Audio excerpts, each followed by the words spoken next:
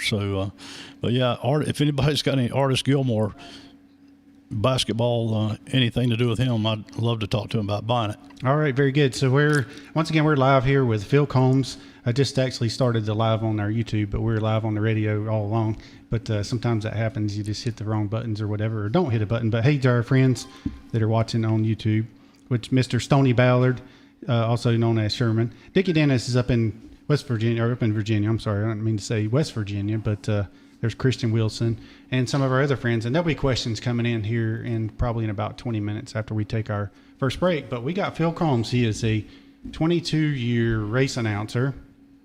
And right now you're doing the Tri-County Speedway. Yep, Tri-County. Mm-hmm. He is the owner of the Combs Family Museum. And you were also a go-kart champion in 1970, which we'll get into all that stuff. How many times were you a go-kart champion there? Well, I actually won my first championship, was a track championship in 1970. Okay. And I went on to win the regional championship in 74. Mm-hmm. And then I won again in 76. I won the Winter Olympics, which at that time was the biggest race you could win at what I did in Barnesville, Georgia. I won that actually in 74 and 76. And I won 3 championships. I mean, when you talk about a big championship, 3. Now, I won a lot of track championships and stuff like that, but I never won the North Carolina State Championship, and I'm so disappointed that I didn't. I actually won it one time, and I got disqualified on my carburetor. But I had the thing that you came to at my house. I had a reunion for all the past North Carolina State champions, and I think I ended up with like 8 of them that were there.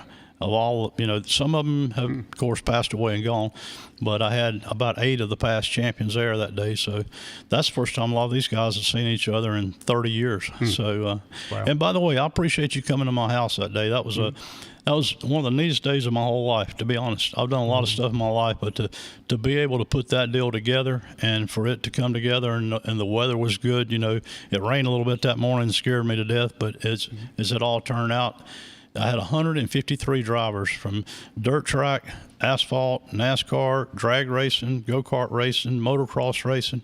But I had 153 actual drivers at that event. Wow. I'm glad that I could be a part of it. Oh, I'm tickled to death that you were too. Yeah, I appreciate that. And my aunt and uncle were there as well, Randy and Jay. Yeah, it was nice to meet them from Gastonia, which is right up the road. Yeah. 25 minutes. That's where I worked for FedEx for 22 and a half years in Gastonia. Oh, you might have... actually came through there coming up here today. Okay. How about that? Small world. And also my aunt, an Enoch. A Staley. Yeah, and even smaller world, she's kin to Enoch Staley. And I was telling, and actually showing you a picture of Enoch and my dad standing beside of each other at Daytona. The first meeting that he ever went to at the Streamline Motel in 1952. He's standing beside of Enoch Staley on one side and Charlie Combs on the other side, and Bill Francis sitting like 2 people over in front of him. So that was kind of ironic also. Mm-hmm. Yeah, it is. And then that's very cool. And then we have Bryson over here to my right. Yeah, and that's even more ironic. He works at Hickory Speedway and comes to Tri-County. So that's always, and I ask him how old he is, and because, I don't see enough young people getting into doing what he's doing, but I guess you'd kind of call it like a tutor that I have helped 2 of my friends. One of them is Hunter Weaver, who announces for the Blue Ridge Outlaws, and Blake Harris, who announces for the Ultimate Dirt Late Model Series. And both those guys, when they were about your age, come to me and was wanting to get into announcing. And I helped Blake and Hunter to a certain point get their feet wet enough that now they both announced go-kart races to start with, and now they're both got their own series that they're doing. So, I hope that you stick with doing what you're doing, because, Jason Sherrill just left at Hickory, and Kevin Pierce is going to have somebody to fill those shoes. And I'll probably put in a good word for you tomorrow morning up there with Kevin. Oh, yeah. Well, that would be good. I enjoy being at Hickory and coming to Tri-County when I can. I love being at the short tracks, and I love announcing and learning about it, and, just kind of taking it all in and, getting every experience that I can. So it's a lot of fun. And I've definitely heard of those guys and heard some of their series. So it's really cool. It's a lot of fun, and you're right. There's not a lot of young people that are really, I guess, interested in it, especially in motorsports. So it makes it a lot of fun, and I really enjoy it. I'm telling you what, I get calls. I actually retired from go-kart racing announcing last year in Kentucky. I did my last race in Clay City, Kentucky, with the intentions I wasn't going to do any more. I've done it. I've done it for 21 years, and I was burnt out to a certain extent, because at one point in time, I was announcing on Friday nights, Saturday. I was working a full-time job announcing Friday nights at a car track. Saturday nights go-kart races all over the country. And you mentioned West Virginia. I announced a race in Ronceverte, West Virginia. It was the biggest go-kart race in Ronceverte, which is right on the outskirts of Lewisburg, where they have the West Virginia State Fair. And it was the Ricky Wortman Memorial. And Ricky Wortman was a go-kart racer that got killed in the coal mine in one of the big explosions they had. And I used to go all the way up there to West Virginia. But, a lot of nights I would get home from FedEx, take a shower, load my car, and leave, and I'd drive to the wee hours of the morning going somewhere to be there the next morning at 8 o'clock, because that's the thing about go-kart racing versus car racing. I announced the races past, not this weekend, but week before last in Kentucky, and I got to the racetrack at 8 o'clock that morning. And you know what time I left? 3 the next morning. Yeah. That's a long day. And drove home. I got home at 5:35 on Sunday morning. So that's one of the reasons I got out of go-kart racing and just started doing the car stuff, because I just turned 64 years old. I'll be 65 in December. And if I was 17, I could probably still do that. But now I got to get into bed a little bit earlier. Yeah, I understand. That's a extremely long day. I was going to ask you what's the difference in announcing that and at Tri-County. Well, at Tri-County, I tell people all the time I got the best job in the whole world. The Higgins family that I work for are great people, and they, we start practice at 2:20, and we got 11 o'clock curfew, so you know when you're going to be finished every night. And so I'm usually home this week I was actually home. We got done at 9:45, and I was home before 11 o'clock. So I live 1 hour from the racetrack. And it's a beautiful ride to Tri-County. And if you've never been to Tri-County, we had the the Smart Modifieds there this past weekend. First time they've been there since the track reopened. And it's a beautiful facility. And the guys have spent a lot of money redoing it after they bought it. And it's just a great place to go to a race. It's got really good food in the concession stand. One of the things that I think is important is to have clean restrooms. And they did a magnificent job when they bought this place. They revamped everything, including the restrooms. So for the women, that makes things a lot better. They got a nice VIP suite for the sponsors, and it's just a great facility. Yeah, very good. So, Bryson, did you have a couple comments on YouTube right quick? If you don't mind reading over a few of those. Well, we'll say hey first to Christian and to Dickie Dennis and Scott Trevison, who are all tuned in. Sherman Ballard says a great interview. And let's see. Stony Ballard. Stony Ballard, yes. Yeah. His real name's Sherman, but he goes by Stony. Oh, yeah. So we call him Stony. Yeah. But yeah. Appreciate you listening, Stony. He was asking if it was that Shifter Karts or WKA whenever you raced. Oh, WKA. Okay. I was a charter member. And if you ever come to my museum, I've got my WKA license from the original license from 1972 when WK was founded for Sprint and Enduro. I was as a charter member. I should have said founding member, charter member of WK. Okay. Wow. That's cool. So I was going to mention also my cousin Jeremy's tuned in and says, hey, David, tell mom and dad, hey for me. So, hey, y'all. Hey, Jeremy. I think that's kind of cool that you're here from Gastonia and I live in Shelby. You could have carpooled. Oh, yeah. So they came out to visit us today and visit my dad. So if you're wondering why Tracy isn't here, normally Tracy's sitting here, my wife, and she's at the hospital. We took my dad this evening, and because he's got Alzheimer's and he was having some complications. So she's there with him right now with my mother and some other people, and so my sister and such. Well, I'll keep him in my prayers. I'm telling you, there's so much stuff going on when you get as old as I am, and I've lost so many friends, from different things, and I I've lost my mom and my dad, so I can put myself kind of in your shoes. It's tough when your parents get sick. Yeah, it certainly is. So we're going to talk about you were also a driver in the Baby Grand Series in NASCAR. Around 1977. Yep, 1977. Around my very first race at Charlotte Motor Speedway, of all places. You'd think I'd have started somewhere like Hickory or something, but I had a guy in Shelby that, you know, he had kind of kept up with my go-kart racing career, and I won the biggest race I'd ever won in 1976, and it was the first ever four-cycle pro race in Barnesville, Georgia. And there were 70 carts entered the thing, and I ended up winning it. And that really kind of opened a lot of doors for me. It did, by winning that one race. And so this guy said, I want to build you a baby grand car for the NASCAR deal for next year. So he built it.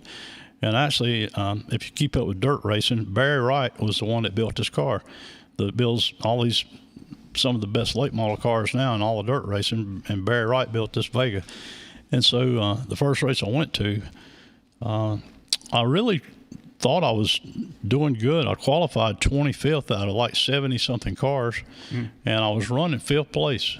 And right at the end of the race, and I was running right behind Ricky Pearson, who is David Pearson's son, who he was actually at my house the day that you were there too. And Ricky and I have been friends ever since that day because we talked to each other and just, you know, became good friends then. So, but anyhow, long story short, coming off turn 4, coming to 2 laps to go, we passed a car that had an issue and spun out earlier.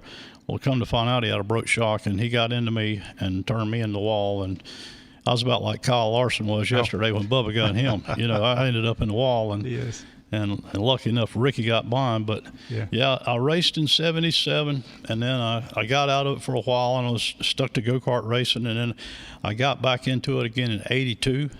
And I bought my own car, and this is a strange story. I was winning a lot of go-kart races at this point in time. In 1980, 81, I had an amazing year. And so I went to a race one night, and I had a guy named Mike Connor and David Bibbins that worked for Jimmy Means at the time that I'd been friends with for a long time come to me and said, Phil, said, we know where there's a car you need to buy. Said, it's Kurt Shalmerdine, and said he's got him a job with Richard Childress, and said, but Richard's not going to let him race anymore, and said he's wanting to sell everything he's got for $2,500.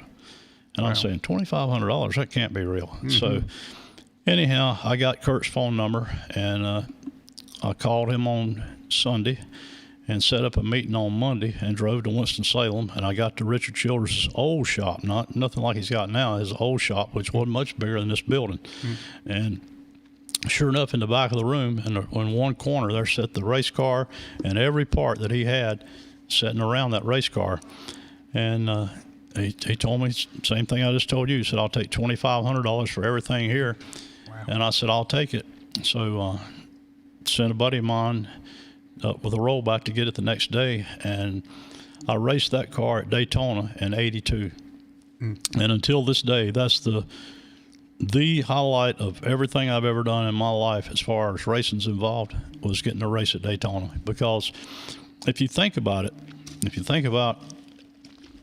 Man, did you get any sleep at night? You're worried about that 2,500, about the stuff being gone when you got there the next day? That's such a good deal. No, Kurt, he's you know, he was a good guy. He was, and you'll see, he had went to work for Childress as he was going to be Ricky Rudd's crew chief the next year on the Piedmont Airlines car. And he explained it to me. He said that Richard wanted to put all his emphasis on that car. He didn't want him racing. He didn't want him taking a chance of getting hurt. You know, you're my guy now. And it was a big deal for Kurt because he had just left James Hilton. And, you know, James, he's an independent, didn't have a whole lot of money, you know, couldn't afford to pay Kurt a whole lot of money. So it was like going from the outhouse to the penthouse for him. You know, I mean, he really it was a huge deal that he couldn't afford to screw up. So, and it was very fortunate to me and I went to Daytona and had a amazing thing. Me and a bunch of my buddies that, I hate to say this, a bunch of my drinking buddies, you know, this is my younger, wilder days, and we all went down and ran the car, and I actually finished 15th out of 50 cars. Wow. And I would have finished in the top 10. I had an oil leak about 2/3 of the way through the race, and I had to come in and get some oil put in it, and that cost me some time, but still ended up finishing 15th. And, you know, for somebody like us to go down there and do that, I look back now and I think, you know, I can't hardly believe we did it. But it was a lot of fun, and like I said, of everything I've ever done, because if you look at all the people that races, and I'm talking about dirt track, Hickory, Tri-County, or wherever, there's thousands of race drivers. But if you go to every one of those races and you ask, how many of these guys have ever raced at Daytona? Right. Very few. Very few. Very few. Mm-hmm. And so that was just to say that I got to race there and watch a race that's on TV from there. You watch the Daytona 500, I watch it every year. And I think it's just amazing to me that I raced there in 1982. Oh, yeah. That is definitely amazing. And to finish as good as you did, too. Yeah, it was a pretty good deal. It really was. And any other race, you would have finished better. But as you mentioned, when you were talking about that, that made me think about the Kyle Larson thing, you know. Well, you know, you don't want to get me started on that. I know, right? That'll be I better keep those comments to myself. I know. My friend Dickie Dennis was saying that this morning. He's like, you're going to need to talk about that this evening. Yeah. And I was like, I don't know. Well, it's going to be a touchy situation, but it's all NASCAR radio is going to talk about for the next week. Yeah, so it is. You know, it's to see whether they hand out any penalties, and that's going to be the real thing, especially with the way that they've been handling penalties for the last probably months since the William Byron incident at Texas. You know, it'll be interesting to see how they handle it. I tell you what I did read, and I got here a little bit early, and I was sitting in my truck out here when I got me something to eat, and I was reading the internet and all, and it said that McDonald's had been bombarded with calls today from people complaining about, that they were going to boycott McDonald's on account of that. So I'm sure that somebody up the ladder at McDonald's is not happy with what went down there. Yeah, exactly. I'm thinking the same thing. Yeah, that's. I didn't really think about that, but really, sponsorships are greatly affected by their drivers' actions, and so that's a big deal. So I'm sure. I don't know. I'm sure that situation has been talked about a lot today behind closed doors with team meetings and stuff happening. So I don't know. It'll be interesting to see how everything plays out. But, David, let me go back to the subject on the car that I got from Kurt. Yeah. I never won a baby grand or a dash race, but my car did.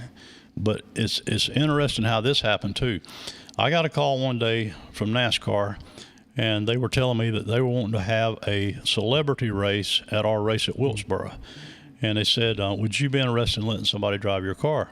And I said, well, what kind of celebrity race are you talking about? And they said, well, we're going to have, and especially since we're on a radio station, they said, we're going to have some radio disc jockeys racing against TV sportscasters from the Charlotte area. And they said, would you be interested in letting somebody drive your car? And I said, well, if you'll let me pick the driver. And that kind of threw the ball in a different perspective. And they said, do you know somebody who would drive it? And I said, I sure do.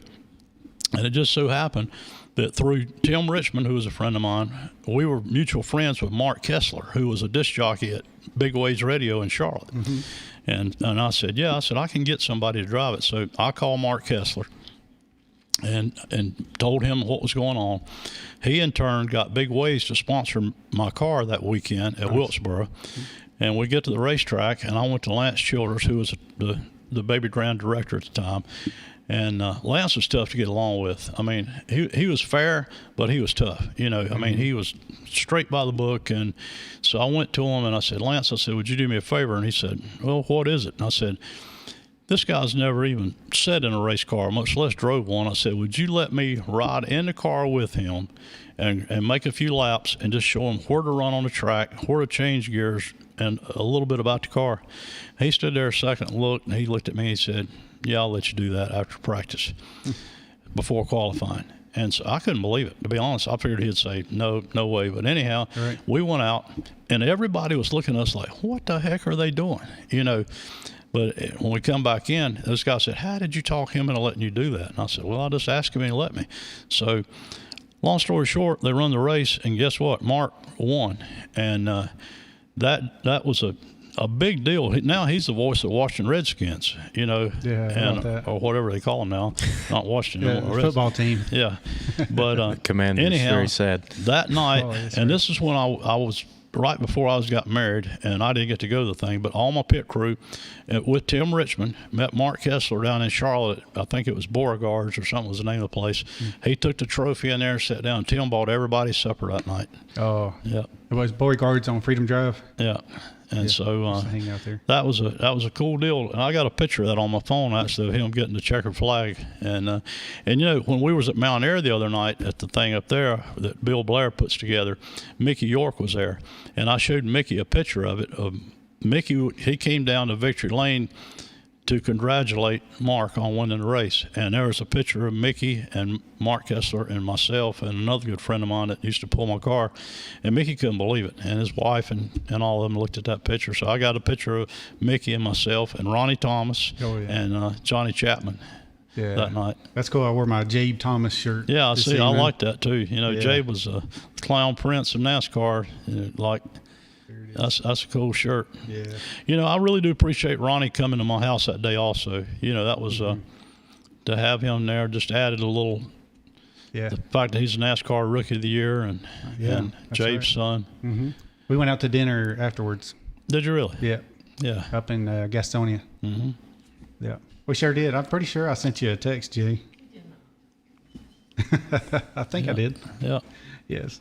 So I think it was before the show, we were talking about just some of the people you met and different things, and I had a kind of a list here, but one of them was you were talking about Patrick Swayze. So I just wanted to ask you about our young Bryson over here. When he first started here, we right away we started calling him Patrick Swayze because he had the mullet.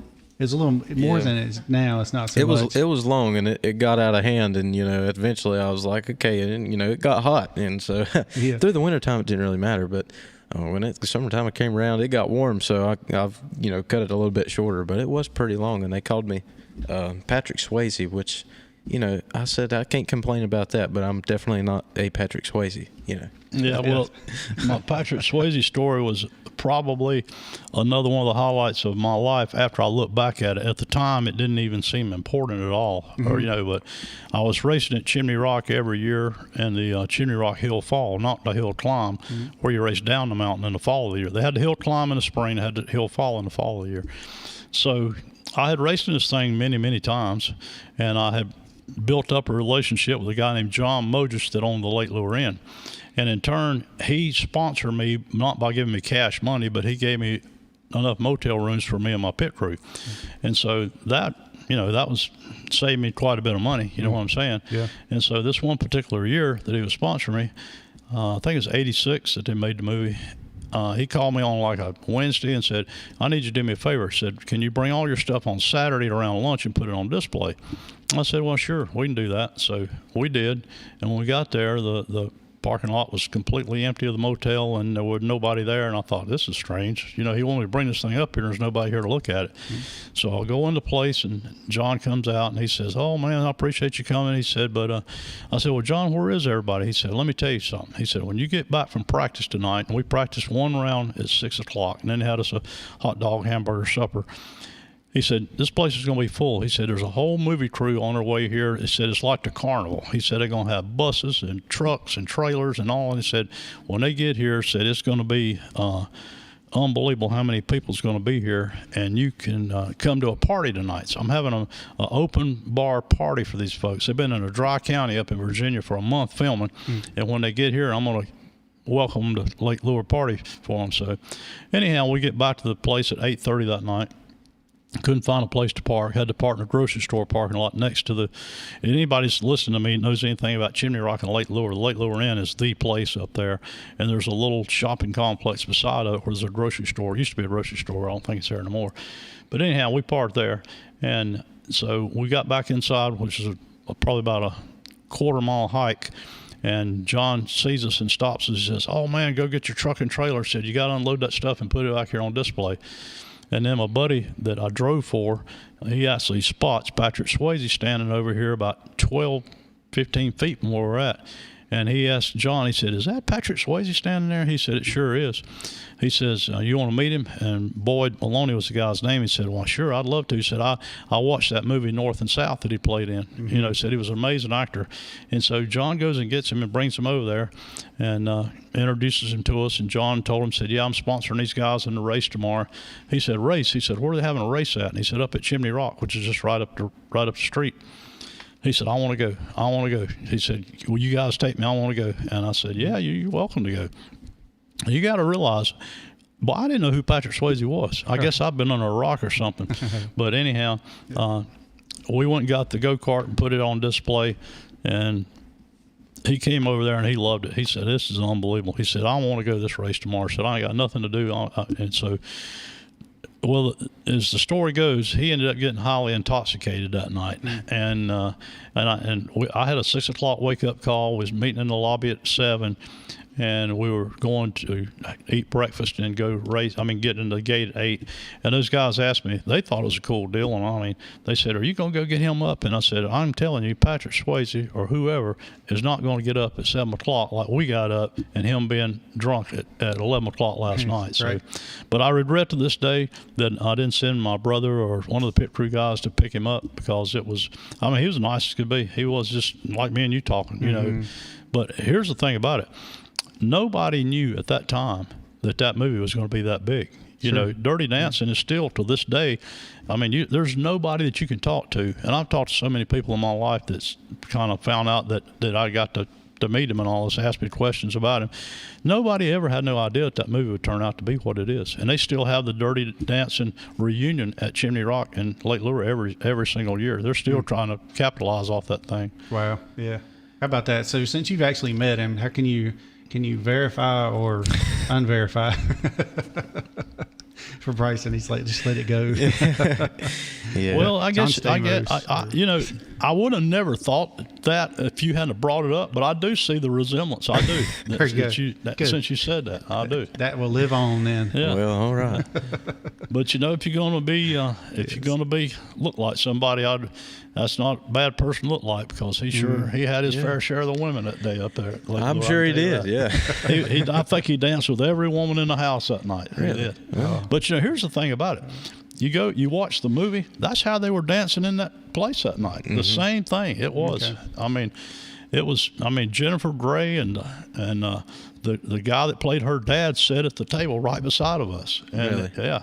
It was amazing. After I look back, it's absolutely amazing. And why we didn't make some pictures is beyond me, you know, but I don't know if they would have liked that. They probably wouldn't, because, you know, a lot of these folks probably didn't want any cameras flashing and them in there drinking and partying and all that, you know, because I think Patrick was actually married at the time. Yeah. But if you ever go to the Lake Lure Inn, let me give you a piece of advice. You can stay in the Patrick Swayze suite, and I've been in it. I've never stayed in it, but I have been in it. It's the nicest room in the whole motel, or you can stay in the Jennifer Grey suite. And both those are really, they're above average rooms, but I mean, anybody can stay in them. Just got to call and get a reservation. But that's a beautiful place, Lake Lure, Chimney Rock area, especially this time of year. If you ever get the chance, you ought to go check it out. All right, very good. Sounds good. We'll do that. I've been up to Chimney Rock. I've been to Chimney Rock, but I've also been to Lake Lure and that whole area. But we stayed at one of my wife's timeshare over there. But we'll go check out that inn, because I haven't been by there. So, hey, Bill Blair's tuned in, so he says, "Good show. I'm enjoying it." Bill Blair? Yeah. Well, listen, let me say something about Bill Blair. I treasure my friendship with Bill Blair. He's a genuine, nice guy as you'll ever meet. He loves racing for the right reasons. He, you know, some people get into this stuff, let's just be honest, for the money. They do, and it's all about how much money I make. And if you're in it for that, so be it. I'm not going to down you. I got a lot of friends that's made a lot of money in the racing business, but Bill does it for the love of the sport. You know, Bill's dad was kind of like my dad. They were in there from the very, you know, Bill's dad was in it before my dad got into it. You know, my dad got involved in racing in '51. Bill's dad was in it long before that. But I do. Bill and Sheila are two of the greatest people that I know, and Bill's been so nice to me. I've got some of his dad's stuff at my museum. But one of the coolest things that happened is when my mom passed away, we were cleaning out her basement. And now my mom is the reason I built that museum, because she wasn't a pack rat, but she didn't save everything, but she saved cool stuff. I found the newspaper from where Bill's dad won the Daytona race. 1953. Yeah, I mean, how Yes. amazing is that? That they stayed over. Yeah. They didn't come home the night of the race. They stayed till the next day, and my mom bought a paper and brought the paper home. And it's really in great condition, too. Bill's got it up at his museum up there at his house. But I gave that to him, and, the fact that he didn't have one, that meant so much to me, to give somebody like Bill that's got all that stuff something he didn't have. Yeah. You know what I'm saying? Right, yeah. Because he's got a lot of stuff out in his shop. He's got posts that he dug up it's from old amazing. racetracks. Yeah. Instead of Tri-County Speedway, it was it Tri-City Speedway? And then there was the Speedway that he went to for the first time in 1940. High Point Speedway. Yeah, High was Point. another one. But, yeah. Very Yeah, good. but Bill's a great guy, and Bill does such a tremendous job with the Mount Airy Moonshine and Racing Festival, and I want to thank Bill for this too. My dad got in the inaugural class for the Wall of Fame last year, and then this year I was lucky enough to get in it. And for me to get in it the year after my dad got in it, my dad was born and raised in Mount Airy, and that's where our family, the Combs family cemetery is. It's actually the Combs Campbell Cemetery. Okay. It's basically up on a mountain. And I hadn't been to it. I looked for it a few years ago, and then we didn't get to have this on account of the COVID for a couple of years, but I found it last year and went up to my grandparents' grave. And I haven't been up there since I was a little boy. Now, you talk about something very sentimental, that was. But this whole Mount Airy thing, I know it used to be good when it was Okanichi, but I really and truly think the town of Mount Airy has welcomed this thing in with open arms. And the people love it. I love going to it. I stay at the Mayberry Motor Inn. I got the same room this year that I got last year. Nice. The whole town is just a cool place. Yeah, that was a big deal. There's a lot of people. Even though people. it rained, there was still a lot of people. Oh, yeah. I mean, who would have ever thought that many people would have showed up in it? No. They knew it was going to rain eventually, but it was a great crowd. Yeah, for sure. So we're going to take a quick break in just a minute, but I did want to mention, too, that Bill and Sheila, I'm so glad that they enjoyed going up in that hot air balloon. The first time they'd ever done that, and that was on Sheila's bucket list. And Bill stood on the stage whenever I told him about going to be doing that. And he's like, well, I don't know if I'm going to do it or not, but Sheila will do it.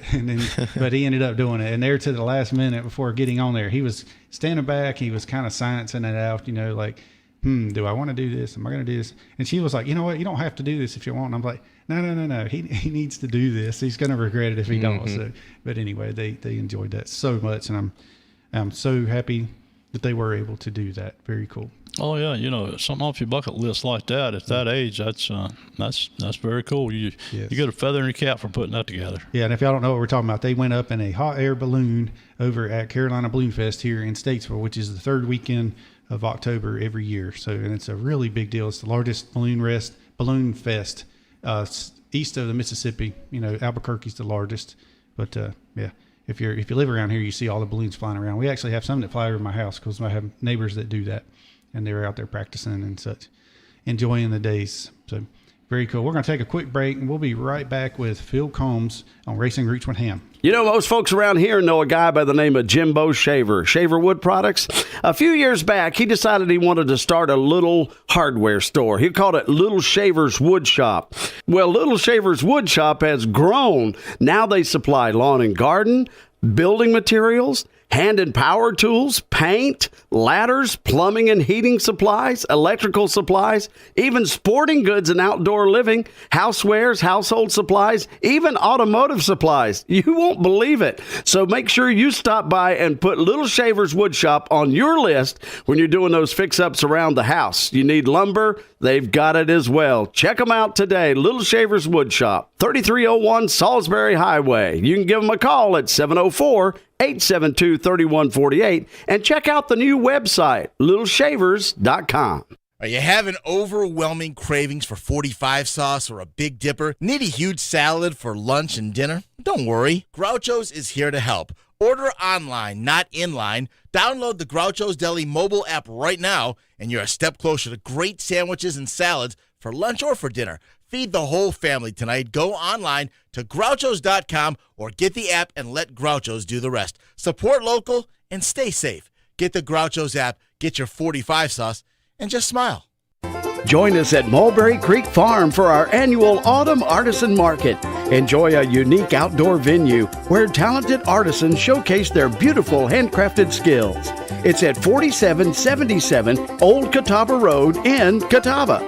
You'll find high-quality treasures, savory food trucks, live music, and a delightful outdoor shopping experience like no other. Admission is only $5. Kids 12 and under are free.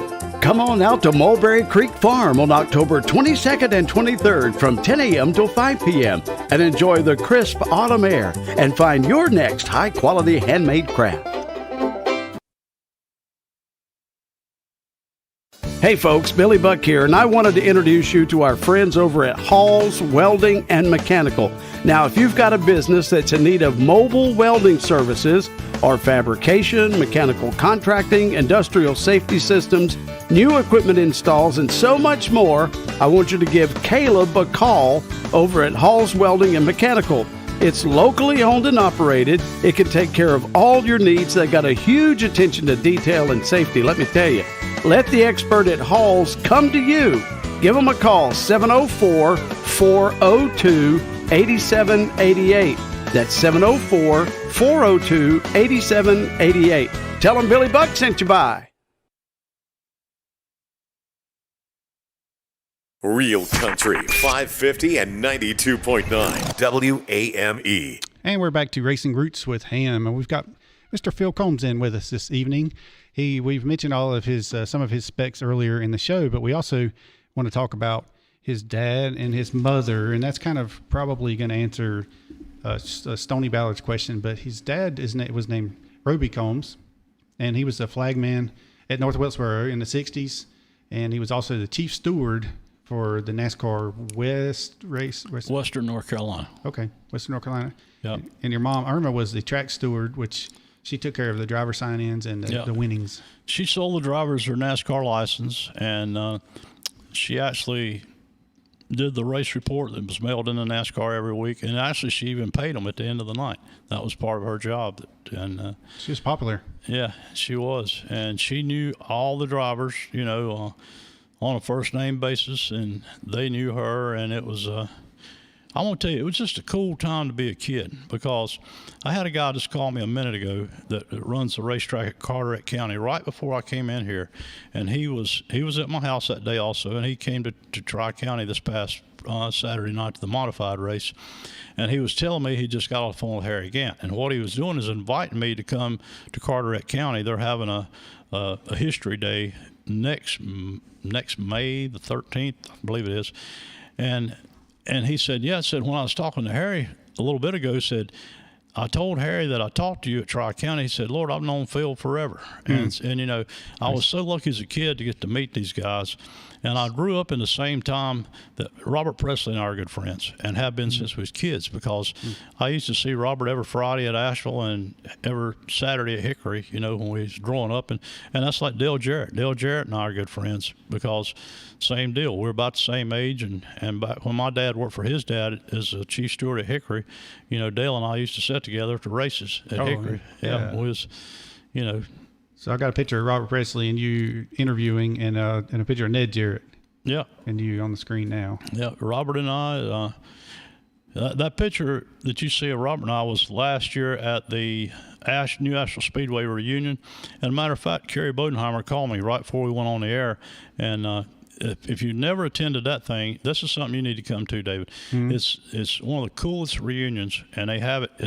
They had it in November this past year, but this coming year is probably either going to be in late February or March, and that's when it used to be. And then the COVID thing kind of jacked us around up there, and they had to put it in November last year. But that's a great event. All the guys that raced up at New Asheville that are still around, and Robert was one of the favorites up there. Did you see Lost Speedways? The one that you're talking about, the Asheville? Yeah. I haven't seen that one though. Oh man, I'm on it, and Robert's on it too. I'll have to watch it. And Jack Ingram was on it, and it's a great show about New Asheville. And again, if you folks have never seen Dale Jr.'s Lost Speedway show on Peacock TV. I was fortunate enough. I'm the only person that was on it both years. I was on it from Asheville the first year and the Shelby, Cleveland County Fairgrounds the second year where I live. And but yeah, I guess that's how you got to know Matthew Dillner too. it is. Yeah. He showed up about the time we were leaving at your house. Yeah, he got there late. But you know what? He actually was at a race Saturday night, that night before you seen him at my house in Idaho. Oh yeah. And flew all night, a red-eye flight to get home, and got, Tommy had a delay here, delay there. But he made it, but just barely in time. But Matthew and I, he came to Tri-County Saturday night, Flo covered the race at Tri-County, the Smart Tour Modified race. Okay. And he actually did some of the announcing for that race. But Matthew and I met through Lost Speedways, and since then have become great friends. We share so much in common. I love and appreciate the history of racing, and so does he. And that's how him and Dale Jr. started that show. It wasn't just his idea. It wasn't just Dale Jr.'s idea, but it was both their passion.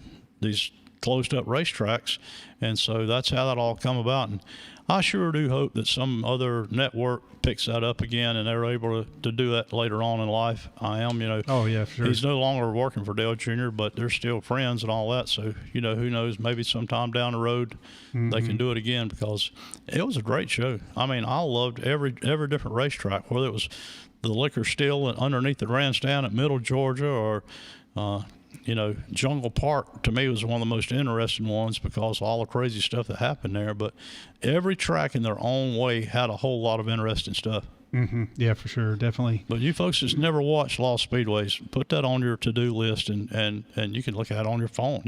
It's on Peacock TV. Yep, good stuff. Very good stuff. I want to say hey to my buddy down in Daytona area, DeLand, Florida. Scott Trevison and Jana down there, Beerman Scott. And thank you for the prayers. And Jim Dooley also, he's up in Virginia. Thanks for that. If you didn't know, earlier I mentioned my wife's not here this evening because she's hanging out with my dad at the hospital, so getting him taken care of. So, yeah, thank y'all for that. All right, so then your mom, your mom was a popular person because she was the one that handed out the paychecks and at the end of the race. But your dad was the flag man at Wilkesboro. And but what does that mean when it says NASCAR? He handled the flags at the track? Or does that just mean he's the flagman? Yeah, I mean, basically the flagman. He, the flagman, the Chief Steward job is kind of like, now they call a Chief Steward basically a race director. You know what I'm saying? Yeah. He overseen the running of the race. And actually my dad, he still flagged a lot, but he actually trained a lot of other people to flag. And one guy that comes to mind at Hickory was Guy Barnes. And Guy Barnes worked there from the time I can remember. And then Guy Barnes, after my dad left, he kind of took over the flagging. And the same thing at Asheville with a guy named Tommy Mitchell. And my dad trained them. And then my dad pretty much just overseen the race. And a Chief Steward handles the tech. If there's somebody that's protested after the race, he's in charge of that. Okay. There's all kinds of stuff that goes along with being the Chief Steward. Mm-hmm. But I'll tell you another interesting thing about my dad flagging. My grandmother that lived in the house that you came to used to sew all his flags. And if you've seen those flags in the museum, that's his last set of flags. It's in that flag stand holder right when you walk in the front door. Yes. And my dad flagged in the movie Speedway with Elvis Presley. Oh. And they did film most of that at Charlotte, but some of it was filmed in California, and my grandmother made them a set of flags and sold them to them. And I wish I knew where it's at. She had to check for a long time from MGM that wrote her a check for the flags and all. But yeah, my grandmother was a very good seamstress. And I'll tell you another funny flag story. When Rex White got inducted in the NASCAR Hall of Fame, Buzz McKim got in touch with me. Buzz and I was good friends, have been for a long time. Mm-hmm. And when Rex White won his first NASCAR race, it was in the short track series, was at McCormick Field in Asheville. And I've got a picture of it I showed over here just a few minutes ago. And the guy that owned his car, this is in 1956, from Maryland, insisted on buying the flag from my dad that he gave Rex the checker flag. And my dad sold it to him. Well, Rex told this story, and somebody at NASCAR heard about it. Well, they contacted me and wanted one of my dad's oldest flags to go and Rex's display at the Hall of Fame. And it stayed in there for 7 years. I just got it back this year. Oh, wow. Okay. So he did it from 52 to 72, right? Yep. And that's, so it might have been a 1952 flag or something. It had to be from the 50s because this thing was very, very old. But I've got all of his old flags. I sure do. Around the time that Bill Blair's dad, Bill Blair Sr. won Daytona, 1953. Wow, that's going way back. That's at least 20 years before I was born. Oh, yeah. Which is a long time ago because I'm an old man now. I was born December the 9th, 1957. Okay. Yeah, you got me by a few years. I was born in 71. Yeah, we're close. Yeah. So you had you wrote down this Jack Ingram Memorial, Hickory Speedway, and the Asheville Speedway. Well, you're going to talk about that, Jack Ingram Memorial. Yeah, the Jack Ingram Memorial. I've been friends with Jack ever since I was a kid also, and Jack rode me in a race car. First race car I ever rode in was Jack Ingram's 64 Chevelle. He only had one of them, and he rode me in that car at Asheville. And I was always a Jack Ingram fan, even before, but especially after. So when Jack passed away, I actually went and seen him several times when he was in the hospital and the rehab, and I went and seen him at home. And Jack's give me I don't know if you've seen my Jack Ingram display at the museum, but I've really got a lot of stuff that Jack gave me himself. I remember seeing it. And then Eileen, his wife, gave me a lot more of his stuff afterwards. But when they decided they were going to do the Jack Ingram Memorial, Kevin Piercy, the Hickory Speedway promoter, he got up with me and he said, would you be interested in helping me with that race? Well, you got to realize I announced at Tri-County, and Hickory and Tri-County run the same night, Saturday night. So the people at Tri-County were gracious enough to kind of said, yeah, you know, they live in Asheville, so they've known Jack Ingram forever too. They said, you do what you need to do. You know, Roy Lee Jones, who was Jack's crew chief, he talked to me. He said, we really need you to help with this, and Kevin and Eileen, and so I did. And it was my responsibility kind of to get the drivers together. So I got L.D. Ottinger, and, you know, I just went down a list of pretty much everybody that was still living at Jack Race with and contacted them. And I'm telling you, man, they were all gracious, every one of them, you know, just, yeah, I want to be part of it. And then even Dale Jr. Now, I didn't get Dale Jr. Kevin actually called Dale Jr. and asked him about coming. And, you know, his schedule is so busy. He's got so much going on. A lot of people don't realize how busy that guy is, but he's got so many irons in the fire. But he said he wanted to be part of it. And a family, And so that was, you know, and I heard this really cool story about Dale Jr. and Jack after the fight that a guy had come to me. He said, he said, you need to know about this. He said at Darlington, and I can't remember the year it was, but this is when Dale Jr. was still racing. And they had Jack down there as some kind of special guest. The Hall of Fame did. It might have been the year he got inducted in the Hall of Fame. And they said they took Jack up on the stage before the pre-race thing, the driver's introduction thing, I mean, and introduced him and all, and said, then Jack comes down and said, he's standing over here kind of to the side. And Dale Jr., all the drivers are coming up and they're introducing him, and it gets to Dale Jr., and he's getting ready to go up the steps. He looks over here, and there's Jack Ingram. He just stopped what he's doing, went over there and shook Jack's hand and hugged him and all that stuff. Oh, cool. That guy, the friend of mine that told me that, he said, Phil, if you'd just seen that moment, he said it was like Dale Jr. had seen his idol. You know what I'm saying? Sure. He had so much respect for Jack Ingram. And I thought, you know, that is so cool he did that. I mean, that is. That's a great story. That he walked over. And he held up the whole thing, the whole driver's introduction, because he was the next one to go up there to go over there and speak to Jack. Wow. So that, you know, cool. that says a lot about Jack. Yeah, it sure does. That's cool. Hey, is there any comments on Facebook? Well, I will tell you, we're having some issues on Facebook, and it's on Facebook's end. So I've been trying to doctor that up and work on that. But we do have some new folks that are tuning in on YouTube, and Kel Lineberger from Hickory is tuned in and watching with us. So I want to say hey to Kel.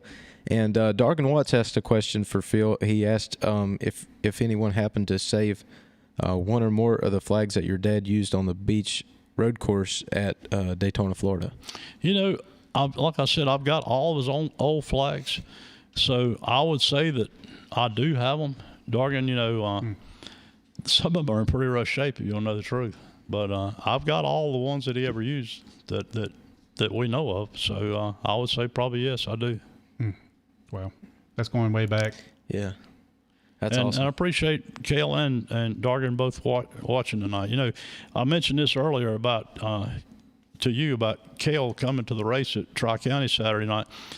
When I was 7 years old, when I started selling Southern Motor Racing papers at Hickory Speedway, his dad, Jimmy Lomberger, was my favorite driver.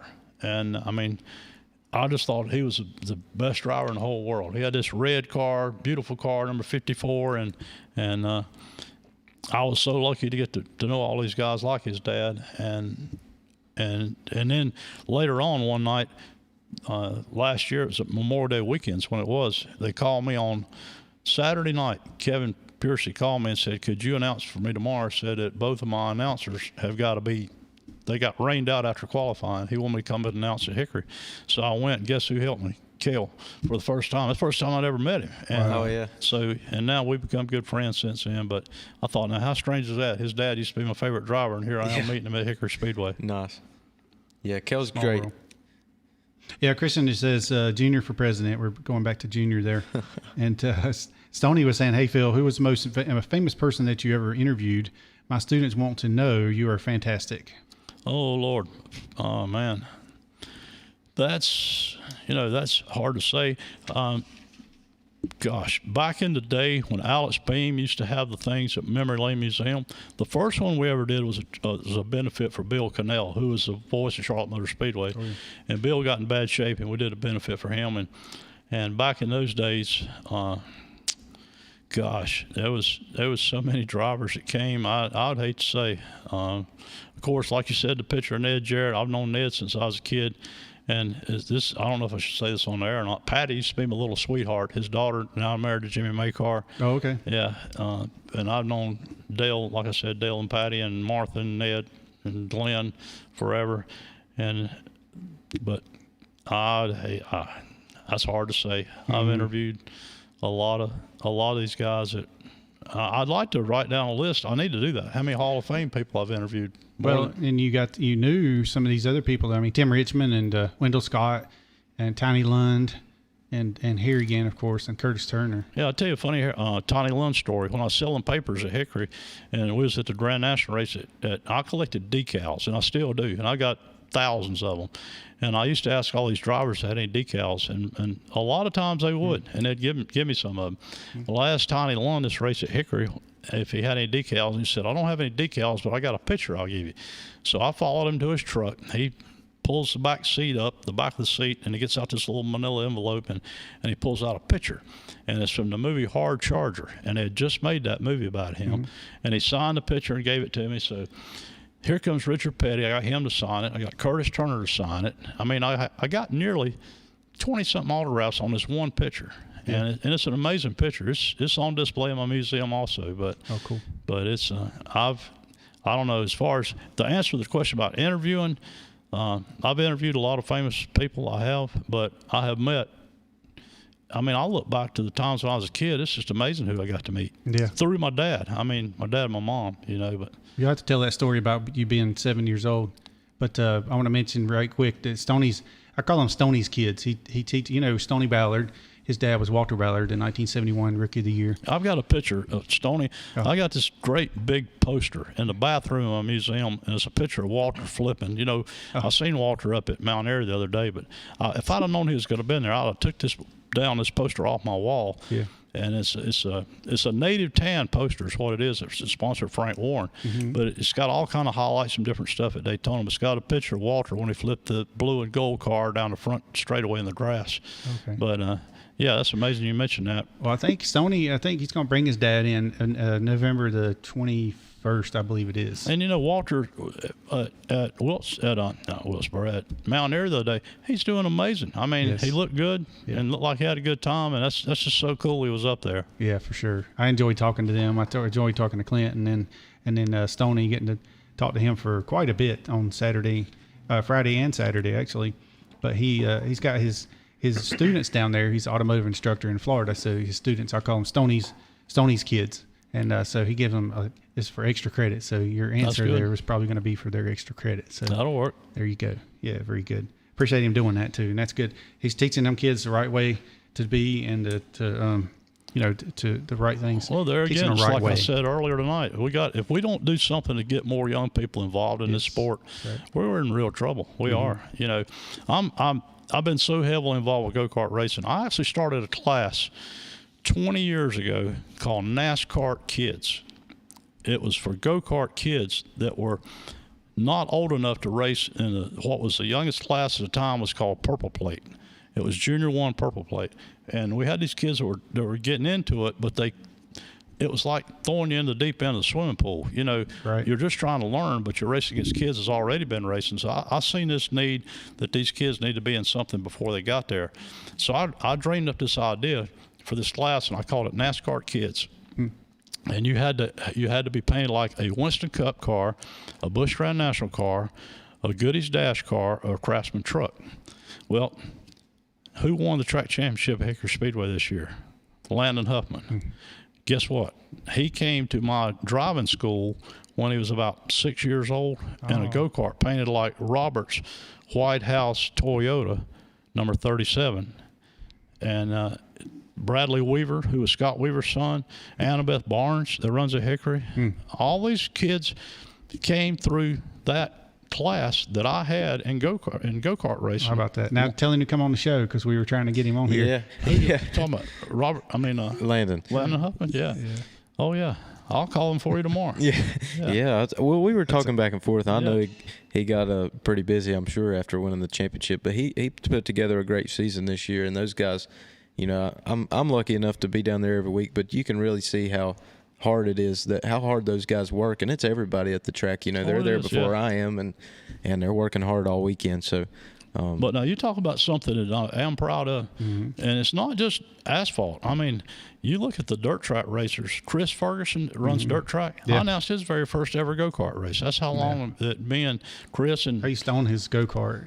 And all these kids, Zach Mitchell, these kids that are now the stars of dirt late model racing, came through go-kart racing. Sure. Yep. Yeah, I actually had bought a go-kart from him, and I was racing it out at Millbridge a few times. Ended up racing out there, but that was Chris Ferguson's, and I've talked to him about coming on the show. So we're still kind of waiting on this season to wind down a little bit. But after I talked to him about it before he won Bristol, then he won Bristol, and I talked to him after. I went to school with his mom, and then I know you went to school with Allison. I did, yes. Oh, Lord. We went to elementary school together. That is amazing. Yeah, small world, huh? It is. Yeah, so it sure did, and then got to be around Chris quite a bit because my nephew Brandon Blair races out at Carolina and Gaffney, so got to know Chris and of course through Allison too. Yeah, he's a good guy. Very proud of what he's accomplished. Yep, very good. Hey, let's take another quick break and get the station ID and play a few more commercials, and we'll be right back to Phil Combs on Racing Roots with Hamm. Y'all don't go anywhere. Real Country 550 and 92.9 WAME Statesville. Hey,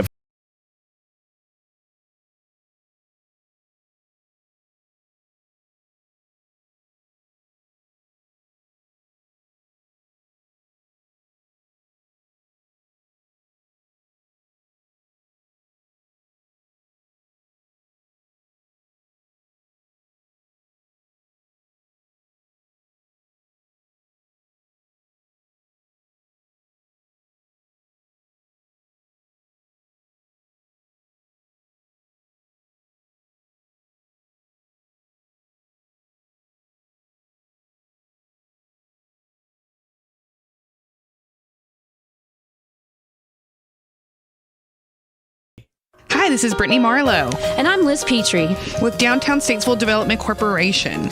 We'd like to invite you to tune into our radio show, Downtown on Tap. Our community talk segment airs the second and fourth Tuesday at 10 a.m. on WAME 92.9 and 550 a.m. And it's proudly brought to you by the team at Downtown Statesville. The goal of Downtown on Tap is to highlight all the amazing businesses, events, organizations, people, and talent that give our downtown its distinctive vibe. We encourage people to tune in or watch on Facebook Live to learn about all the things to do, ways to get involved, and places to dine, shop, and discover in downtown Statesville. do you dread going into work? Sick of the long hours and short pay? Make a change today. Join an industry-leading team that helps local businesses get ready for the workday. Cintas is hiring route service sales representatives in Statesville and Hickory. Enjoy a 4-day work week, no nights or weekends, comprehensive benefits, and earn up to $55,000 per year. To learn more and apply, visit careers.cintas.com. That's careers.cintas.com. Cintas Corporate is an EEO affirmative action employer. Hey friends, Billy Buck here, and you know the weather's finally turned cooler for us, and now's the perfect time to have that new irrigation system or lighting installed at your home. Maybe you're a local contractor or a builder, and you're looking for someone to work with on your building projects. Well, you can trust our friends at Lakeview Lighting and Irrigation for all your irrigation and lighting needs. Residential or commercial, fully licensed and insured. Lakeview Lighting and Irrigation. For more information, visit the website at lakeviewli.com or call 704-929-0729. Lakeview, a division of Boggs Landscaping, LLC. Made and played in the USA. Real Country 550 and 92.9 WAME. And we're back to Racing Roots with Hamm. We got Phil Combs in with us this evening, and we got my Uncle Randy and Aunt Jay in visiting from Gastonia. And I think Jeremy's probably tuned in down there watching the show. So hey to Jeremy and his family. And we got Bryson over here to my right, of course. And as I mentioned, Mr. Phil Combs is right directly in front of me, and we're going through a lot of the great stories and a lot of people that you met over the years. And your parents were in racing, let's see, 52 to well, not necessarily in racing, but they held their positions 52 to 72. Yep. So the flag man, or the flag, what was that called again? The Chief Steward? Chief Steward, yep. Yes. And then your mom was the track steward. So took care of the sign-ins and the winnings, and your dad took care of the flags. Yep, That's pretty cool much. stuff. And so your mom was the one that she was a big collector. Yeah, my mom, and I've told many people this, if it wasn't for my mom, none of everything she's seen would have ever happened, you know, because I've had a lot of people ask me, especially after they built the NASCAR Hall of Fame, did I ever think my dad would get in the Hall of Fame? I said, no way. I said, because they can't even get all the drivers in the Hall of Fame, or they can't get Banjo Matthews in the Hall of Fame, and you know, Harry Ganson on the Hall of Fame. I mean, there's hundreds of people that should be in there, and I just don't think they'll ever get to any of the officials. So I had all this stuff that my mom had saved, and you know, my mom, like I said, I wanted to do something to honor my parents, and that's why I come up in. I'd always wanted to have like a nice place to display the trophies that I'd won racing and the stuff that I'd saved myself. And so when I kind of put this plan together 5 years before I retired at FedEx, what I wanted to do. And I mean, I had a stair-step thing. I'm going to do this, this, this, this, and this. And so when I retired in January, my building, the shell of my building was built in November and December. And when I retired in January, I put everything into high gear. And within 6 months of the time I retired, I had that building nearly full. From zero to full. I'm serious. Yes. That's amazing, that just the time that you put into doing that even. But that, all this, having that much stuff to fill it up. And people ask me all the time, say, where in the heck did you have all this stuff? Yeah. My house was full. I mean, I'm ashamed to tell this. Yeah. My house was so full you couldn't hardly walk in it. I had storage buildings full. I had the buildings at my house full. But, you know, once I finally got a building to put it all in, and I had stuff at other people's houses, and then everything kind of came together, and it really has been but I work in there every day. You know, it's a labor of love, is that what they call it? You know, yes. It is. But it's really been cool to see how many visitors I've had. I don't advertise, you know, it's all by word of mouth. And I've had people there from all over the United States. I mean, it's crazy how people find out about it through stuff like this, really. But it's to see some of the stuff that I've collected is what's really amazing, that people that have got stuff. And a lot of times people say, well, I'd rather you have it and it be somewhere somebody can see it than in my closet or in my basement, you know. Yeah. And I've come up with some really neat stuff, you know, like Dick Trickle's helmet that he had when he drove for Bud Moore. A good friend of mine had it, that he had a race car Dick Trickle drove, and then when Dick passed away, and and his wife, he found his helmet after that, and he called his daughter and asked her, did she want it? She said, no, I don't want it. So just keep it. So he brought it and put it in my museum. But I mean, I've got a lot of one-off stuff, in there. What about the all the albums that you have? Not you call them books, but they're like albums. Picture albums. Yeah. I've got 160. Wow. Yeah, and I've got, and it's not all about racing. A lot of people think that my place is all about racing. It's not. I'm real big into wrestling. Oh yeah. Yeah. Wrestling and racing. I knew Ric Flair from 1976. That's how long and I've got a big wrestling collection. I've got. I'm into the fair. I'm a stockholder in Cleveland County Fair that was passed down from my grandfather to my mother to my brother and I. And I went to the fair about every other day when it was in town the other day. And I've got a big fair collection, and I just I collect, like I said, about 50 different things actually. You got Elvis collection too. Yeah, I went and seen Elvis not the last time, but the next to the last time. And this is a cool story. I told this story at the go-kart race yesterday to Kyle Armstrong and Blake Harris. I was racing in Concord, a go-kart race, on a Saturday night, and we went and seen Elvis at the Charlotte Coliseum on Saturday afternoon at the matinee show. He sold out the night show. They had an afternoon show, and we had tickets on the 6th row. And so, but I knew I had to be at Concord to practice at like 6 o'clock, so I said, well, I can stay till a certain time, and then I gotta leave.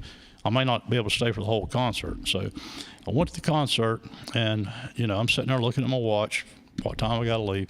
And it just so happened, I heard this girl sitting right in front of me tell the girl beside of her, said, he started in this song. She said, this is his last song right here. Oh, yeah. And when I heard her say that, I jumped up and took off as hard as I could to my car. Oh. I mean, I ran through the aisles. I ran through the lobby of the Charlotte Coliseum. I ran through the parking lot. I was parked way up in the boondocks, and I got to my car. I'm the only person out there. Yes. Nobody but me. And I get to my car, and I drive around and get out on the main road that run right beside the Charlotte Coliseum. And as I'm coming down the street going to Independence Boulevard, I'm about, say, 30 yards from Independence Boulevard. A policeman walks out and puts his hand up and says, stop. And I'm thinking, now why in the heck are you stopping me? I'm the only car out here. Yeah. And then he looks at me like, he didn't think I was going to stop, and he looks at me like, dadgummit, you better stop. Yeah. So I stopped, and he's standing 6 feet from my car holding me right there.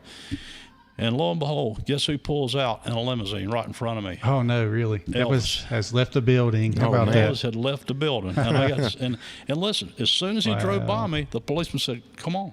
And I drove down, and Elvis's limousine pulled up on the right-hand lane at Independence Boulevard, and I pulled up in the left-hand lane. But he didn't even have tinted windows. Oh, no, wow. didn't have tinted windows. And they made a right, and I made a left, and I thought, now how cool was that? Yeah, that is very cool. That's awesome. It's That's cool. back in those days, you didn't have your cell phone to pull out. And Yeah. No.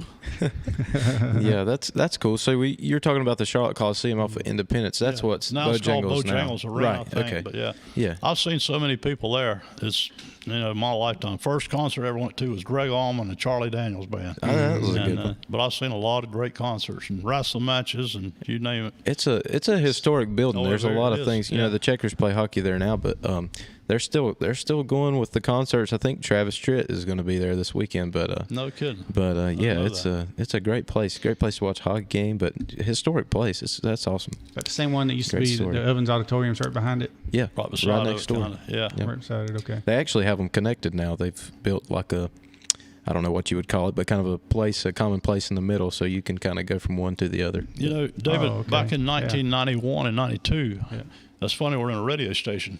I had 96.9 that's still in business in Charlotte, the sponsor to the dirt car that I raced. And I was so lucky. There was a guy named Scott Johnson that he was like the promotions guy, and he used to get me tickets to every concert that came to Charlotte that I wanted to go see. Nice. I got to go backstage and meet people. That was the coolest thing. That was the coolest thing about having a sponsor. We went to the radio station and we talked to them about sponsoring the car, and we said, here's what we'll do.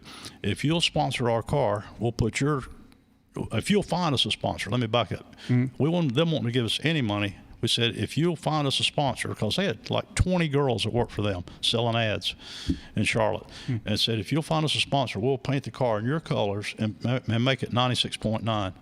And they said, that sounds like a great idea. 2 days later, I had Bojangles Chicken as my sponsor. Oh, wow. right. Yeah. That's great. And they used the car in commercials.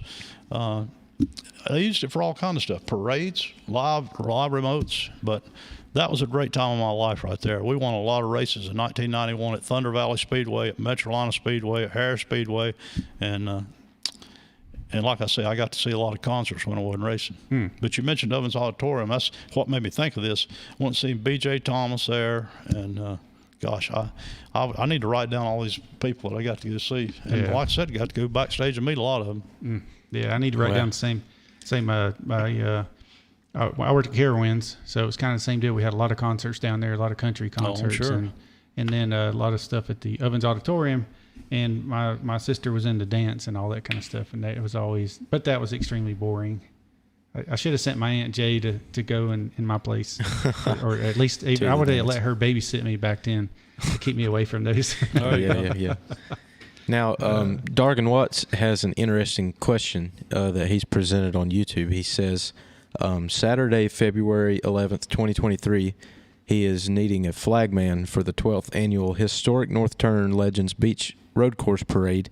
He says, you're the perfect person. What do you say? Well, you tell him, and Dargan, if you're watching and listening, you'll hear it yourself. I'm planning on coming this year. I've never come to that event, and here's the reason why. When I worked at FedEx, I could never get that week off. You know, it just, for some reason, these older guys that had more seniority than me, they had done work through Christmas, and you know, the Christmas rush at FedEx is how that is. So I never could get that week off. But I actually, I'm going to come down with the fellas that's got the Kaiser special that you might have seen at my house, the number 87.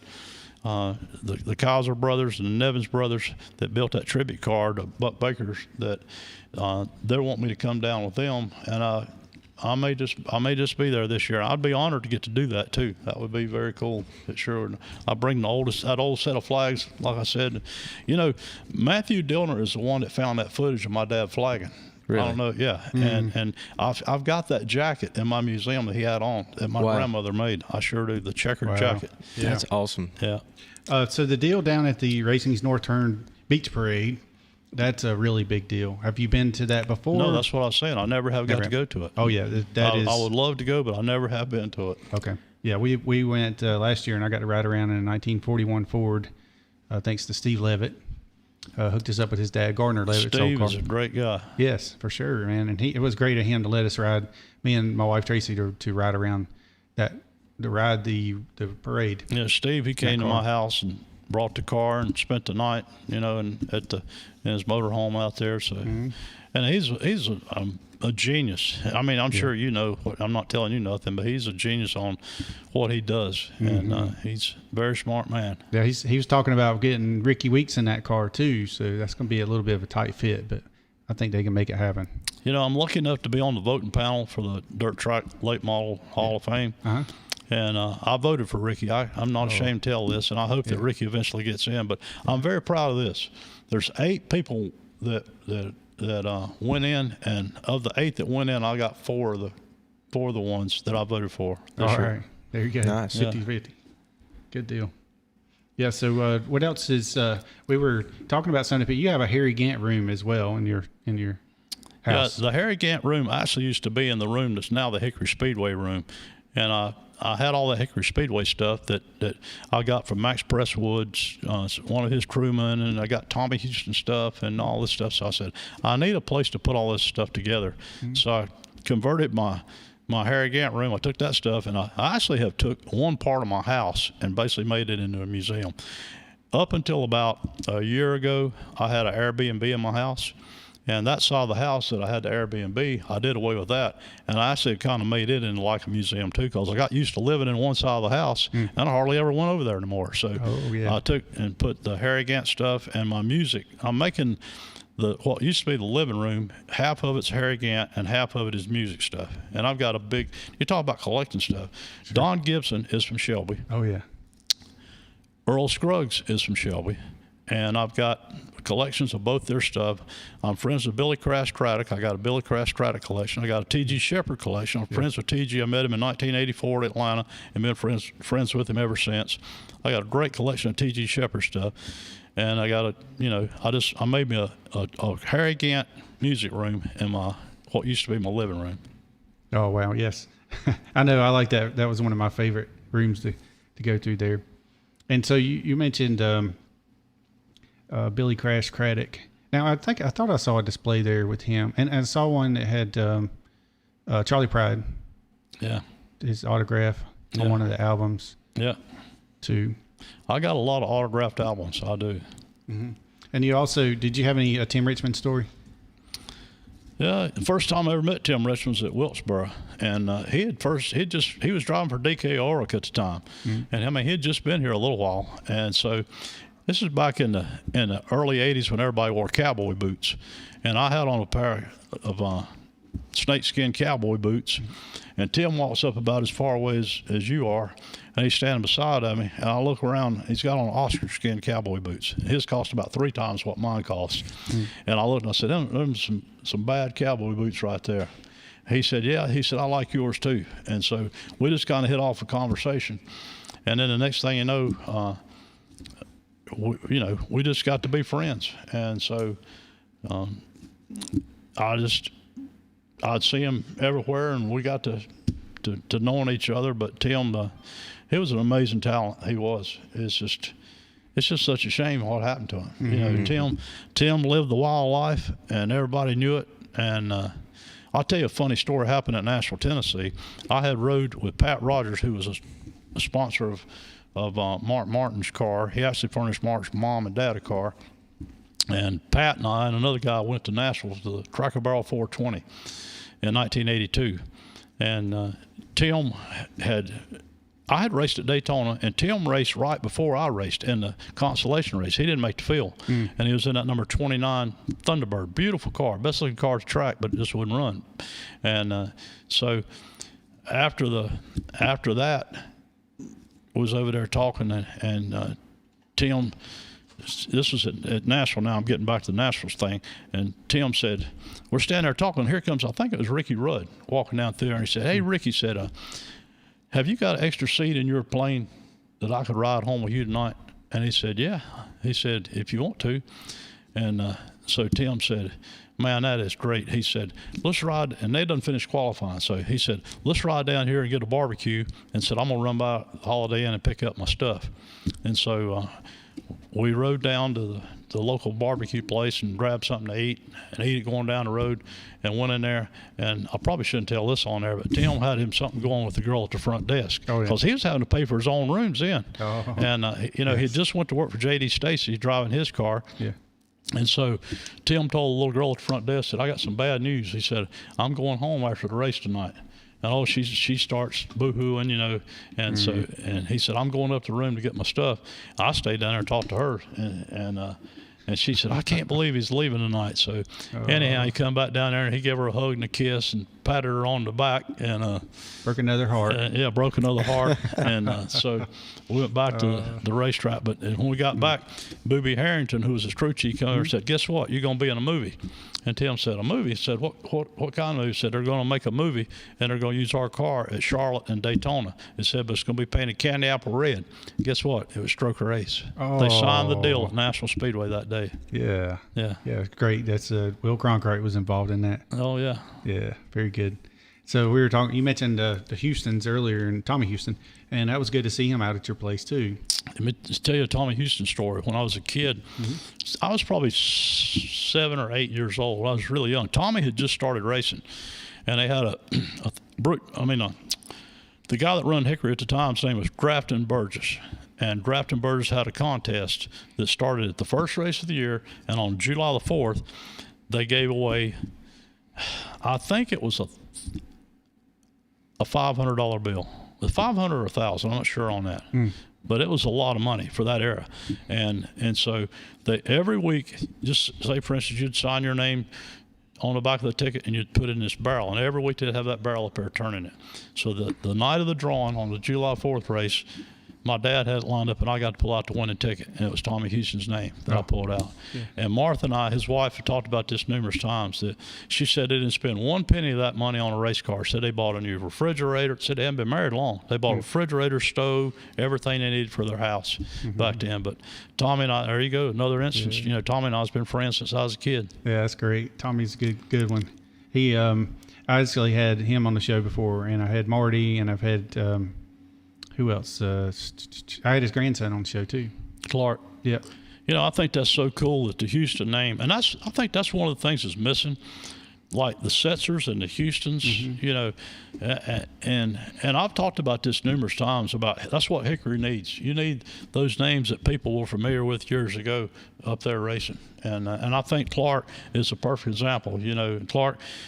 There's another story about go-kart racing. Clark started racing go-karts before he started racing at Millbridge. He raced go-karts, and he raced with Jimmy Hensley's grandson, and so it's, you know. But I'm glad to see that Clark running and doing good too. Oh yeah, he's doing great, and also had Andy Houston, and but I think that Marty might come next week with Lenny Barnes. I'm gonna have Lenny Barnes. I've known Lenny Barnes forever too. He used to come to go-kart races when I raced at West Lincoln with Chris Sutton back in when I raced in the junior division. If that tells you anything, I was 14, 15 years old. Okay. Yeah, I finally talked him into coming on the show. Lenny's a great guy. Yeah, I've known him since Sabco days back in when I started there in '95, so end of '94, and then he left in '96, so he left there a year after I started there. So I haven't seen him since, but he's been out at Childress doing a fine job, winning a lot of races and such. You know, Lenny's from Gastonia. His parents, I guess, I don't know if his parents are still living or not. They used to live down on right off South 321 there in Gastonia. Okay. What about, let's see, we were talking about the Mount Airy Moonshiners reunion earlier. And so, and then also Bobby Isaac. You got any Bobby Isaac stories? Yeah.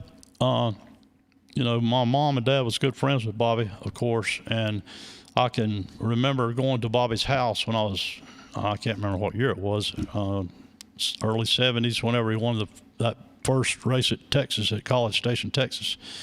That's the biggest trophy I'd ever seen. We stopped at his house up there when he was going to Ned Setzer's house, and the trophy was so big they had to haul it back in the truck that they haul the car with. Oh, wow. And then when they finally got to the house, it almost hit the ceiling. Okay. But the base of it was like 3.5 or 4 feet wide. Gosh. You can't imagine. I'd love to know what happened to that trophy. Is it because it was in Texas? They say everything's big in Texas, and they wanted to have the biggest trophy, and they did. I guarantee you, that's the biggest trophy that's ever been in a NASCAR race. Wow, that's wild.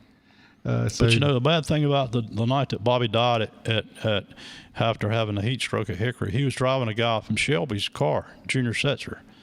That's the car he's driving. Tiger Tom Pistone built it, and Ray Fox Jr. built the engine in it. But that car stayed in Shelby for a long time, sitting in Junior's carport. Wow. So what about the new Asheville Speedway and McCormick Field and Asheville Weaverville? Well, those were three places that I never got to go to McCormick Field because that was before my time. My brother went there when he was little. But I did go to Asheville Weaverville to the last NASCAR race that they ever ran there, and I actually sold papers at that race. And but one of the cool things that I do remember about Asheville Weaverville was when Pete Hamilton first moved here from Denham, Massachusetts. He had won the Late Model Sportsman Championship, and he moved to North Carolina thinking that the doors was going to open for him to get him a Grand National ride, and it didn't. So Bill France called my dad and asked my dad, did he know anybody that had a late model car that could drive here? And so my dad got in touch with a guy named Jackie Fox that raced at Asheville and asked Jackie, would he let Pete drive his car? And so he did. It was a blue 55 Chevrolet, number 43, beautiful car. And he did really good in it. And so then after that, I think the guy's name was Rocky Hinton that owned it. Rocky Hinton had a Torino that Banjo Matthews had built, I believe, and so he let Pete drive it at Asheville Weaverville. It was purple with the gold number 5 on it. Well, Pete did good in it, he did. And Roy Trantham drove the car when it was kind of a white number 84. But Richard Petty saw that Pete Hamilton could get the job done and hired him to drive that number 40 Superbird from him driving that purple number 5. And next thing you know, he won a Daytona 500 and then won a Talladega, Yeah. but all that kind of stemmed from New Asheville Speedway. How about that? Small world, how that worked out. We had Eddie Lanier on the show. I believe he's the one that built the engine that won that, if I'm not mistaken. In that 40 car. Yep. Very good. So, sorry. I do have a StreamYard question real quick. I haven't really been involved on there because we've had some issues with working with Facebook tonight. So we're finally on there and some people are tuning in. But Debbie Bowen says hello. She's tuned in along with Jim Dooley.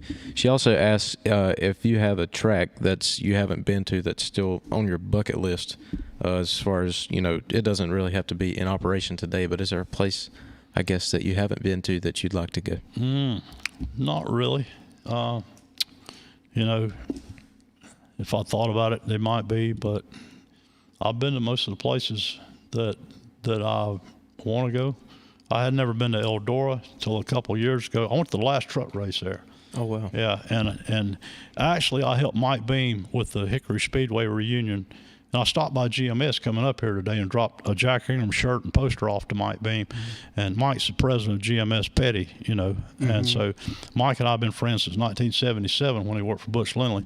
But when I helped Mike with the 2019 Hickory Speedway reunion that we had at GMS, at the end of the thing, he tried to pay me, and I said, "No, you ain't gonna pay me." And it was Lamar Walker that does a radio show on WSGE in Dallas, a beach music show. He did the music for it, and I did a lot of the announcement for that day.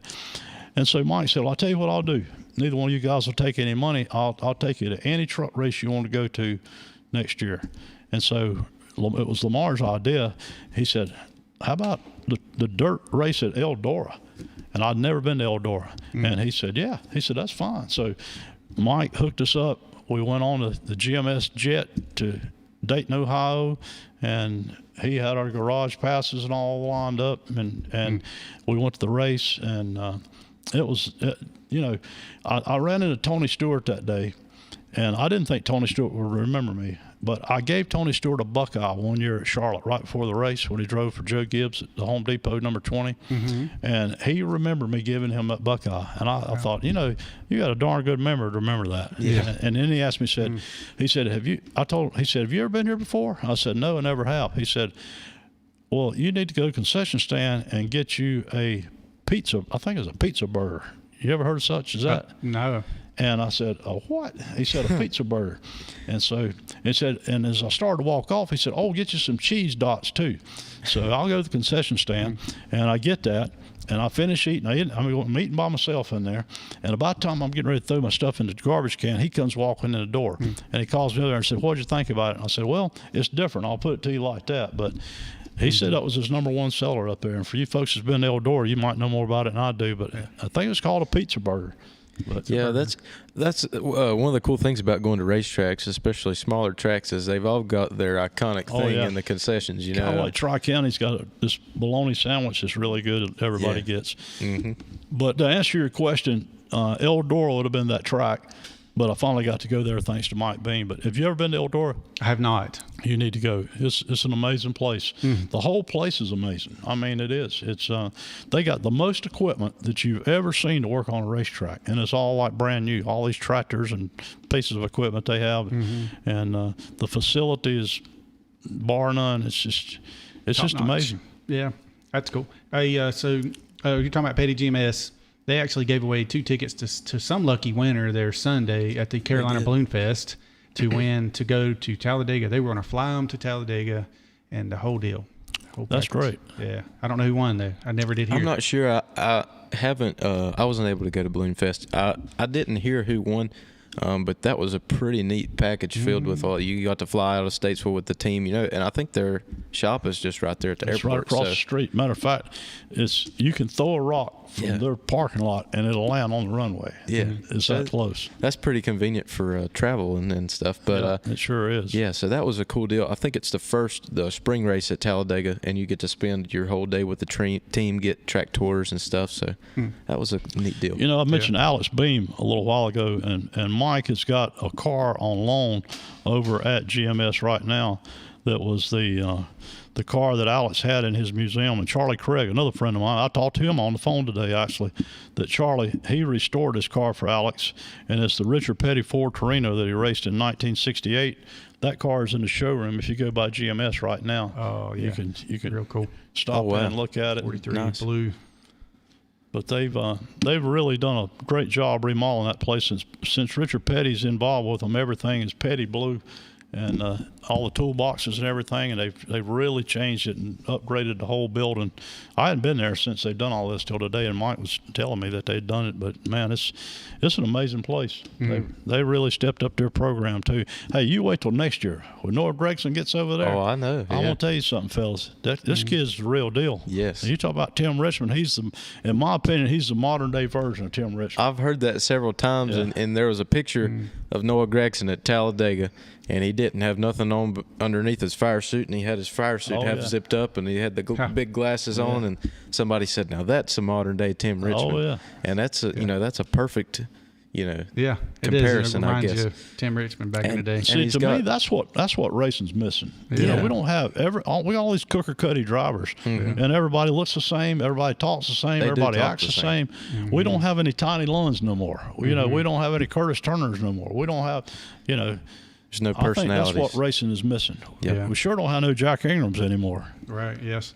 So we had a quick question from Mr. Stoney Ballard, and maybe this is another extra credit questions, but he says spam or bologna.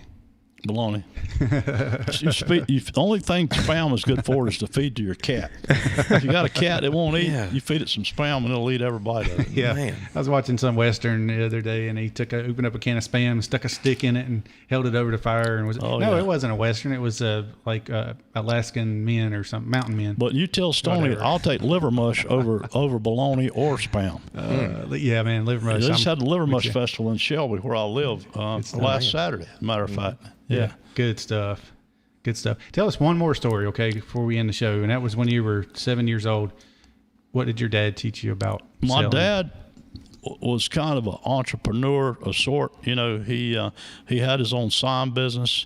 He had been into all kind of stuff. He had a trampoline place at one time that Fonnie Flock sold him. Oh, Fonnie Flock was that's selling character, these trampoline places, and you dug out a hole and you put these trampolines, and they were ground level. But my dad, he'd get in anything that he thought he could make money doing, and so my brother had already done this. I got the letter at home at Chris Economack, who just had a birthday the other day. It would have been his birthday, but Chris Economack wrote my dad a letter in 1958 wanting my brother to sell National Speed Sport News, which he did. He started selling them. So my dad figured it out that when the drivers are standing in line to buy their pit pass was the ideal time for my brother to sell them a paper. So whenever I started selling papers when I was 7 years old, my dad had me do the same thing with my mom's car, where she signed the drivers in. And that's how I got to be good friends with all these drivers. Well, my dad took it another step. I sold them at Asheville on Friday and Hickory on Saturday. So I had 3 kids at Asheville that helped me. They sold them in the grandstands in the infield when I sold them at where my mom was at. They sold them to the spectators. I sold them to the drivers. And I paid them 5 cents a copy, and I made 2 cents off every one they sold, and I made 7 cents off every one I sold. So every week I was making money, and I mean, as a kid, it's amazing how much money I made at 7 years old. And I had my own checking account. Most kids at that age couldn't even make change. But my mom and dad worked with me, worked with me. Said, if they give you a $20 bill, how much you gonna give them back? If they give you a $10 bill, how much you gonna give them back?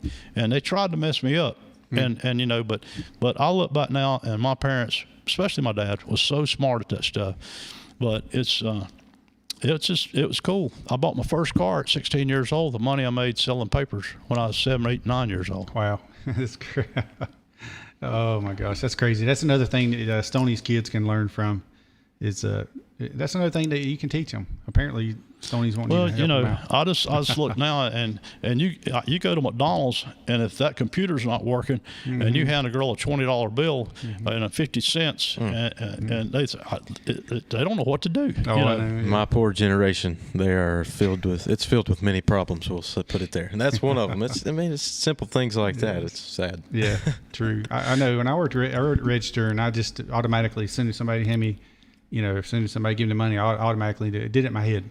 And Yeah. you did that enough, and you You just got used to it. I tell Yeah. a lot of people, Yeah. and Robert Presley and I had this conversation on the phone a month ago. We lived at the perfect time in life to be kids. And Robert said this. He said, we seen the best racing that was ever around. Yeah. You know, and we did. I honestly believe that Robert and you know, we're, like I said, we're almost the exact same age, and what we got to see, not only in the late models, but the Grand National Series, that was the best of the best. I mean, this racing today is okay, but I mean, like in the day, you had 8 different brands of cars. You had a AMC, and you had a Plymouth, and a Dodge, and a Mercury, and a Ford, and Oldsmobile, and a Buick, and a Pontiac, and 60s and 70s. yeah, I mean, I'm telling you, man, the drivers and the cars are too much cookie cutter. That's what's wrong with drag racing. If you met me in a Walmart or you met me at the Ingles grocery store and I had on that Ronnie Jabe Thomas shirt, and he said, "Oh, you're a race fan." I said, "Yeah, I'm a race fan." What's your favorite kind of racing? You know what I tell you? I bet you'll never believe it. Drag racing. I'm a huge drag racing fan. That's why the day that you were at my house, I had that thing for Tommy Mooney. Oh, He's a okay. good friend of mine. Tommy and I have been friends since we was kids, and it was actually his 53rd year in drag racing this year. Wow. And he's won a race every year. I thought it was since 80. It's actually since 88. It's actually since 1980. He's won a race, at least one race every year since 1980, and this is 2022. Wow. And I had Tommy Mooney today, and I guess you've seen the sheriff of Cleveland County is a good friend of mine. We used to work at UPS together when he was your age, 17 years old, and he proclaimed it Tommy Mooney Day in Cleveland County. Now, how cool was that? Oh, that's very That's cool. awesome. Yeah. But I'm a big drag racing fan, and a lot of people don't realize it, but I did drag race some when I was 16, 17 years old, and I really and truly wish that I would have tried to make a career out of that as I look back. Yeah, I understand. Whenever we were kids too, it was wrestling and racing in Charlotte area. It was all about wrestling and buddy. racing. Shuffletown Drag Strip on Sunday afternoon. You couldn't get no better than that. Yeah, that's right. Well, thank you so much for coming all the way out here and hanging out I've with enjoyed us. it, fellas. Yeah, it's been Hey, great. I appreciate what you're doing. Yeah, thank you. Honest goodness, and what you're doing also. Well, thank I you. think you need to stick with the. And I'm gonna call Kevin Piercy tomorrow for you. I promise you, I will. But you need to learn it. You need to grasp everything you can right now. You don't know how important these years are of your life. I mean, I learned so much from the time I was 7 years old to the time I was probably 18 years old. These are the years that you're soaking all this stuff into your brain. And if you want to do something, now's the time to do it. I mean, seriously. Well, I appreciate it. I do really enjoy taking it in, and I sure have learned a lot tonight. So I always enjoy, too, going back and, looking at some parts of the show and stuff and just kind of, soaking it all in and Well, you and need to learning come to my from it. house because Yeah, I'm I'd telling love you to. what he's telling you about my place and what I'm trying to tell you until you come to my house and see, and you can sit down and look at the pictures that goes with the stories. And I'm very proud of the books. I've got hours and hundreds of hours put in these books, but I'm so proud of them that, especially like you talk about the wrestling books and the racing books and just everything in general. But there's a lot of history in that building if you ever want to see it. And that's for any of you folks that's watching this too. You can find me on Facebook. It's not open any certain hours, like 8 to 5, Monday through Friday. It's open by appointment only, but I'll usually work with whoever wants to come and see it. If they want to come on whatever day, I'll try to make it a point to be there unless I'm out of town or something. But you're welcome to come. And like I say, I'd love for anybody that has interest in seeing it to come and check it out. Yeah, very good. Thank you. James asked to say hey to him right quick and met him out at Mount Airy. And Kristen was asking a quick question. I'll get to that in a second. Sissy Odell, thank you she says, what a wonderful gentleman your guest is.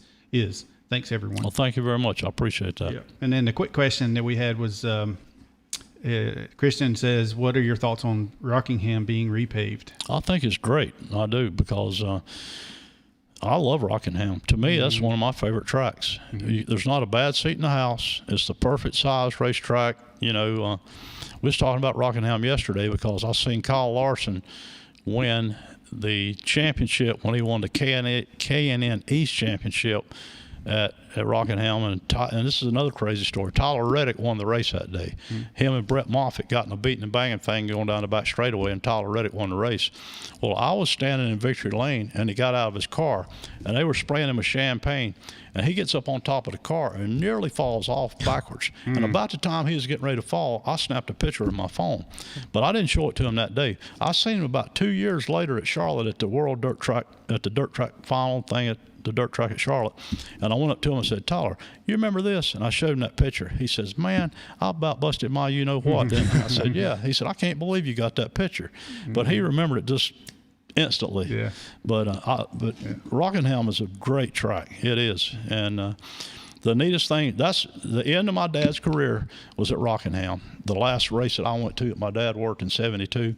And Larry Hogan, who owned part of Rockingham, his plane picked me up in Shelby, and we flew in, and as we was flying over the racetrack, Bobby Allison and the Coca-Cola Monte Carlo, Junior Johnson, was out on the racetrack, and so we landed on the drag strip. That's where all the planes landed at the time, was on the drag strip, and parked over there.